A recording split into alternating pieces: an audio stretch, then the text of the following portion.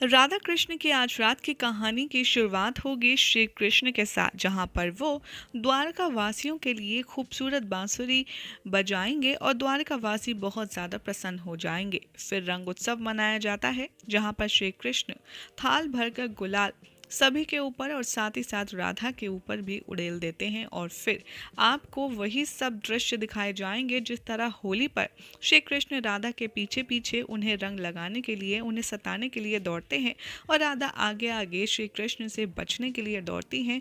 वही same scene आपको आज रात के एपिसोड में एक बार फिर से देखने के लिए मिलने वाला है, जहाँ पर श्री कृष्ण राधा को गुलाल में एकदम सराबोर कर देंगे, तो वहीं राधा भी श्री कृष्ण के रंग में रंग कर बहुत ज़्यादा प्रसन्न नजर आएंगी। राधा कृष्ण को इतनी खुशी से ये उत्सव मनाता देख साम काफ़ी ज़्यादा परेशान होगा और वो अपने आप से कहता आएगा नज़र कि आखिर ये राधा कृष्ण हैं क्या चीज़, इन्हें मृत्यु का ज़रा सा भी भय नहीं है। इन दोनों को देखकर तो ऐसा लगता है कि जैसे मैं पराजित हो चुका हूँ। मैं ऐसा कदापि नहीं होने दूंगा, मैं सबको मार दूंगा, इस उत्सव को मैं शोक सभा में बदल दूंगा। और ये कहकर कि साम वो सारा रंग छोड़कर वो पहुंच जाता है एक ऊंची पहाड़ी पर, और जामवंती लक्ष्मणा उसे रोकने के लिए बहुत प्रयास करती हैं, उसके पीछे पीछे जाती हैं, लेकिन साम किसी की बात नहीं सुनता और जामवंती लक्ष्मणा साम को रोकने में विफल हो जाती हैं।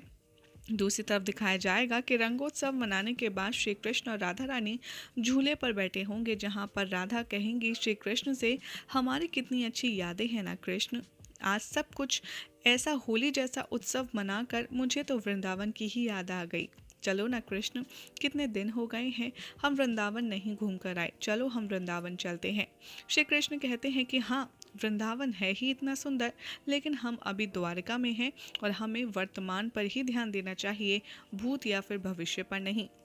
राधा कहती हैं, कृष्ण तुम ऐसा कैसे बोल सकते हो, मतलब तुम्हारे मुताबिक तो हमारे भूत का हमारे अस्तित्व पर कोई भी छाप नहीं है, हमारे वर्तमान में भूत का कोई भी महत्व नहीं है।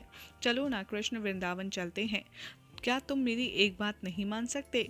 क्या हम और हमारा भूत हमारे वर्तमान में कोई स्थान नहीं रखता? क्या वहाँ सब चीज़ों को तुम भूल आए हो कृष्ण?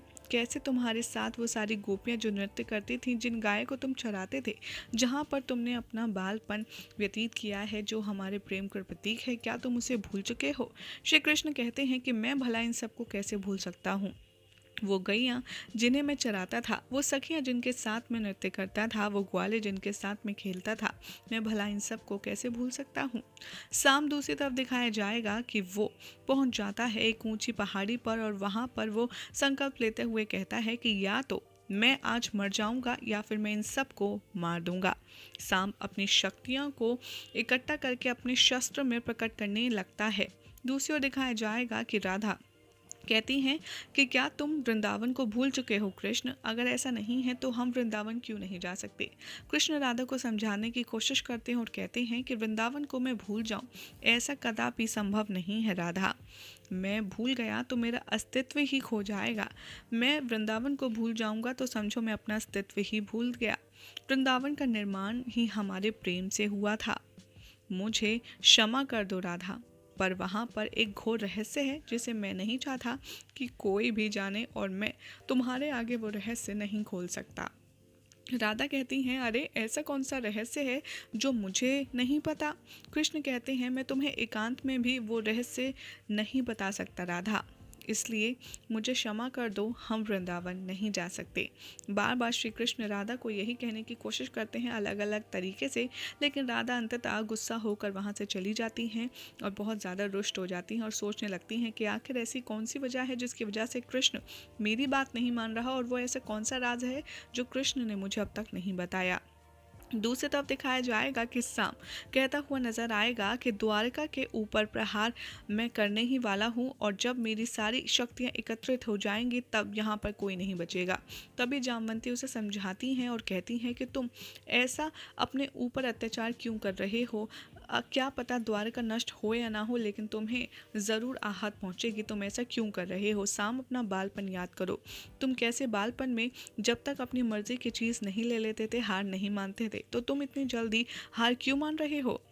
साम यहाँ माँ जामवंती की बात सुनता है और कहता है कि आपने ठीक कहा माता, मैं प्रतिज्ञा लेता हूँ कि मैं जामवंती पुत्र जब तक चैन से नहीं बैठूंगा, जब तक द्वारकाधीश का अंत ना कर दूं। और ये कहकर वो पहाड़ी से नीचे उतरकर जाने लगता है। लक्ष्मणा उसे देखकर कहती है कि युवराज साम, आप ऐसा क्या करने वाले हैं? तो साम कहता है, तुम उसकी चिंता मत करो, मैं सब समय पर संभाल लूंगा। ये कहकर चला जाता है। लक्ष्मणा अपने आर्य साम की बात सुनकर बहुत ज़्यादा चिंता में आ जाती है, तो जामवंती उसे समझाती है और कहती है कि तुम चिंता मत करो। साम अच्छे से जानता है उसे क्या करना है और क्या अच्छा है क्या बुरा है।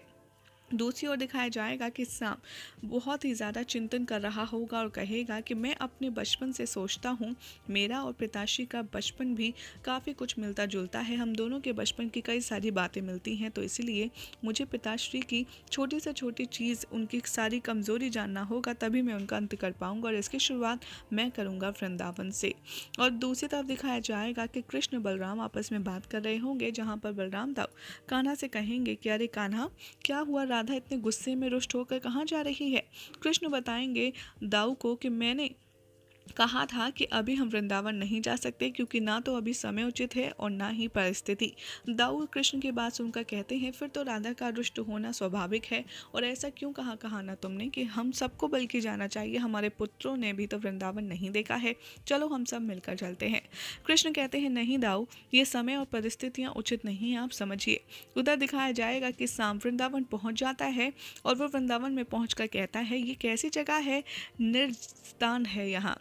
सब झूठ कहते थे कि वृंदावन बहुत सुंदर है, बहुत भव्य है। यहाँ तो ऐसा कुछ भी प्रतीत नहीं होता। लगता है कि मैं गलत स्थान पर आ चुका हूँ, मुझे यहाँ से जाना चाहिए। जैसे ही शाम वहाँ से निकलने लगता है, तभी उसे एक मधुर संगीत सुनाई देता है किसी स्त्री की आवाज़ में, और वो जैसे ही निकट जाता है, वो देखता है कि वो स्त्री बहुत ही मधुर गीत गुनगुना रही होती है श्री कृष्ण का।